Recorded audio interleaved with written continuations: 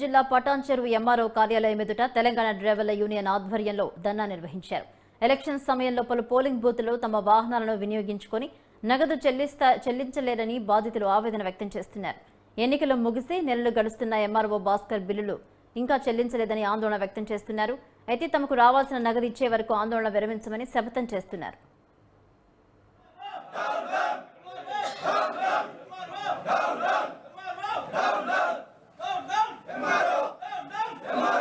Assembly election code రాగానే RTO గారు మనల్ని పిలిపించి బండ్లు 100% బండ్లు పెట్టాలని అని చెప్పి మళ్ళీ బండ్లు అన్ని డ్రైవర్లతో మాట్లాడి బండ్లు పెట్టి రేటు కూడా మాట్లాడారు.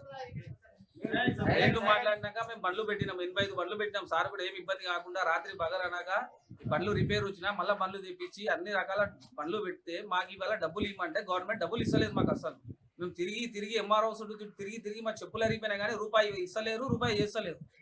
ఆర్టీఓ అడుగుతానేమో ఎంఆర్ఓ అడుగుమంటాడు, ఎంఆర్ఓ అడుగుతానేమో డిస్ట్రిక్ట్ కలెక్టర్ అంటాడు, కలెక్టర్ అడగాలంటాడు, సిసిఎస్ వాళ్ళు ఆడికేజ్ పైసలు వస్తున్నాడు. అది రోజు వచ్చుడే ఉన్నాయి తప్ప ఇప్పటిదాకా డబ్బులు ఇచ్చేది లేదు. మా బండ్లు ట్యాక్సులు అంటే ఉన్నాయి, ఫైనాన్స్ మా బండ్లు తీసుకోపోయినా కానీ ఇంతవరకు మాకు డబ్బులు అయితే ఇవ్వలేరు.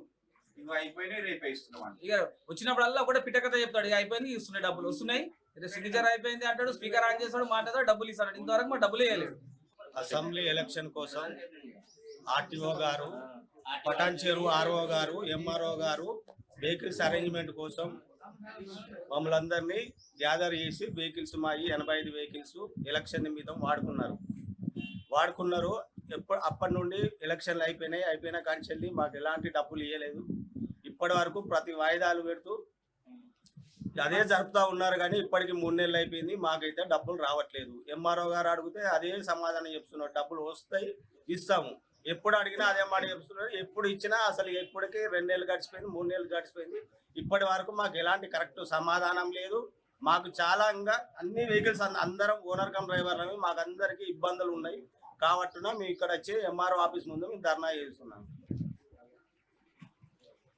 ఎంఆర్ఓ స్పందించకపోతే ఏం చేస్తారు? ఎంఆర్ఓ ఇట్టి సమస్యను ఎంఆర్ఓ గారు స్పందించకపోతే దీన్ని కలెక్టర్ గారికి